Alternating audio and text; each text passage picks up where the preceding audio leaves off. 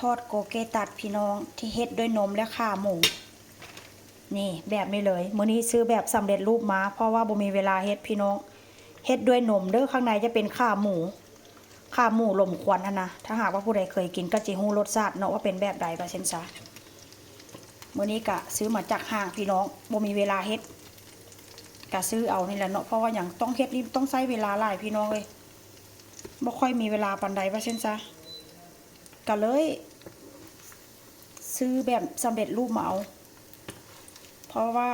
เมื่อใดก็เฮ็ดงานเหตุการณ์พี่น้องถ้าหากว่าย่าบ่เฮ็ดให้กินนี่ก็คือสิบ่ได้กินได้แต่ว่าย่าเฮ็ดนี่ดับเบิลแซ่บเลย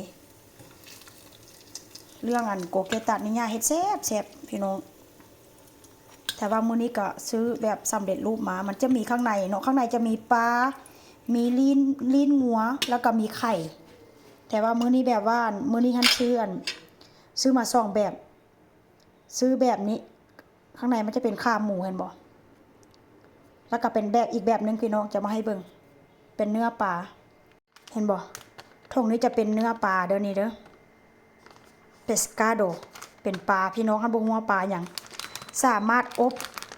บก็ได้ทอดก็ได้อบใส่อันนี้ก็ได้พี่น้องเห็นบ่มื้อนี้ก็ซื้อแบบสำเร็จรูปมามันบ่มีเวลาเนาะก็เลยซื้อแบบนี้มาเอาว่าเส้นซะเห็นบ่พี่น้องข้างในจะเป็นเนื้อหมูแต่ถ้าหากว่าใส่ไข่เนาะใส่ไข่ข้างในก็จะเป็นไข่หรือว่าข้างในก็จะเป็นปลาแต่ว่าอันนี้ข้างในเป็นเนื้อหมูหั่นเป็นตอนน้อยๆเจ๊โอ้ยอันนี้ก็จะเข้ากองน้ำสบายดีโอโซเอาไว้สบายดีอยากถ่ายวิดีโอเดียวเนอะเดี๋ยวไม่เอาให้ถ่ายอยากถ่ายวิดีโอ